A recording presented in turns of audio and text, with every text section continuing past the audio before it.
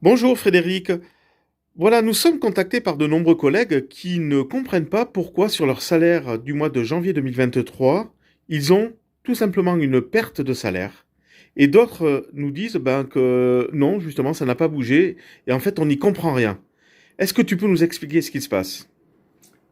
Oui, mais écoute, je pense que c'est lié essentiellement à l'accord repas, qui n'existe plus depuis le 31 décembre 2022, puisque cet accord a été remplacé par un accord de substitution qui a été signé par la CFDT, la CFE-CGC et le SNAP le 6 avril 2022 et qui s'applique depuis le 1er janvier.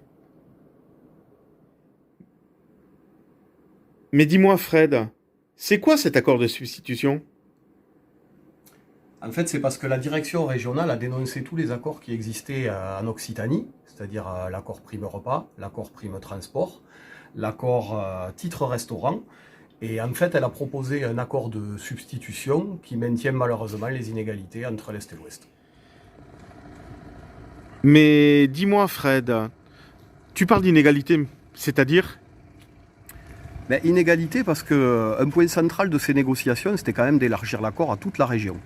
Or, la direction ne l'a pas entendu de cette oreille et ce qu'elle a proposé, en fait, c'est qu'elle a remplacé la prime transport de 1 € par jour côté Est par une prime de 18 € par mois, ce qui fait à peu près la même somme. Par contre, côté Ouest, la prime de repas de 120 € a été supprimée, la prime transport de 14 € a été supprimée, et la valeur faciale de 3,50 € des tickets resto ont été supprimés. Par contre, ça a été remplacé par une prime de substitution qui est de 91 € pour le repas et une valeur faciale des tickets restaurants à 9,87 €. Par contre, on a toujours des inégalités au sein d'une seule et même région. Mais dis-moi, Fred, 91 euros et un ticket restaurant qui passe à 9,87 €, ça fait pas une baisse de salaire? Et malheureusement, si, je vais vous montrer ça avec le bulletin de salaire d'un collègue qui a une certaine ancienneté, qui est en coef D4 et qui travaille à 80%.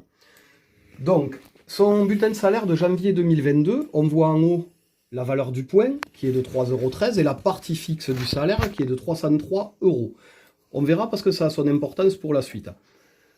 On voit également l'indemnité repas, donc qui était de 105,84 € pour ce collègue à 80%, l'indemnité transport de 14 € et le ticket restaurant avec une cotisation de 1,40 € par ticket, donc 14 € pour 10 tickets. Tout ceci pour un salaire net à payer avant impôt sur le revenu de 2197,88 €. Si on passe sur le bulletin de salaire de janvier 2023, vu qu'il y a eu une négociation annuelle obligatoire des salaires en 2022, on voit que la valeur du point a augmenté, est passée à 3,22, et la part fixe a augmenté également, elle est passée à 327,49 €, une augmentation de 2,5%. On voit que l'indemnité compensatrice, elle, du coup, qui remplace la prime repas, est passée à 81 €, la prime transport a effectivement disparu, et les tickets restaurants, la cotisation a augmenté, puisque c'est une cotisation de 40% salarié, 60% employeur. Le salarié cotise à hauteur de 3,95 € par ticket. Pour un salaire net à payer avant impôt sur le revenu, en janvier 2023, de 2196,48 €. Donc vous me direz, oui, il n'y a une différence que de 1 € entre les deux salaires. Cependant, pour ce collègue, le salaire aurait dû augmenter en conséquence, en lien avec la NAO et l'augmentation de la valeur du point et de la part fixe de son salaire. Cependant, la perte issue de l'indemnité compensatrice a complètement gommé cette NAO pour ce salarié et pour d'autres par conséquent. Il y a donc bien une perte de salaire nette liée à ce nouvel accord. Par contre, c'est vrai qu'il y a des situations aussi qui sont bien pires que celle-là. Dis-moi, Fred, pire encore? C'est pas possible.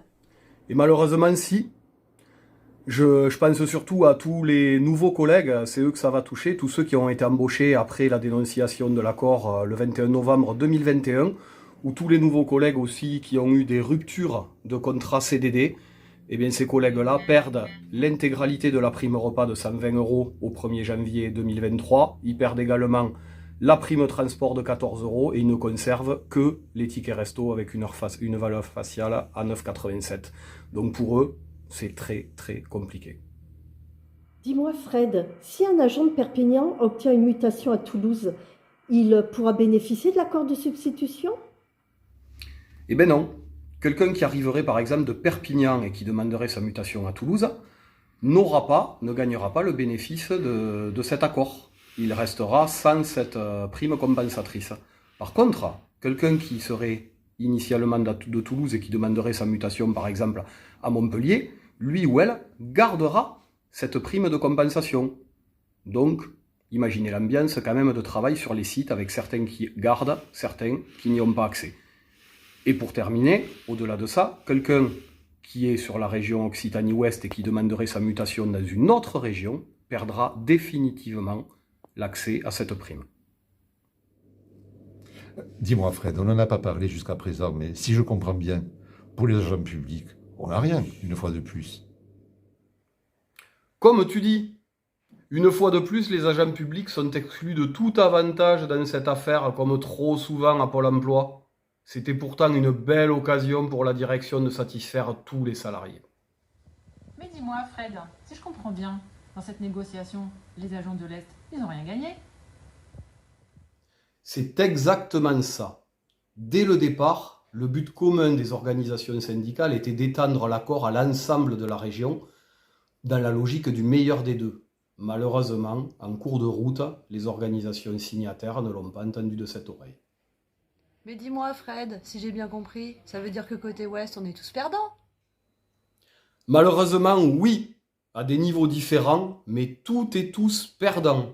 Non seulement les salariés de l'Est ne gagnent rien, mais celles et ceux de l'Ouest perdent une partie de leurs acquis au grand bénéfice du patron. Mais dis-moi, Fred, pourquoi CGC, SNAP et CFDT ont signé cet accord alors? Il est où l'intérêt pour les agents? Ça, il faudra leur demander à eux. D'autant qu'à la date de leur signature en avril 2022, il restait encore 10 mois de négociations.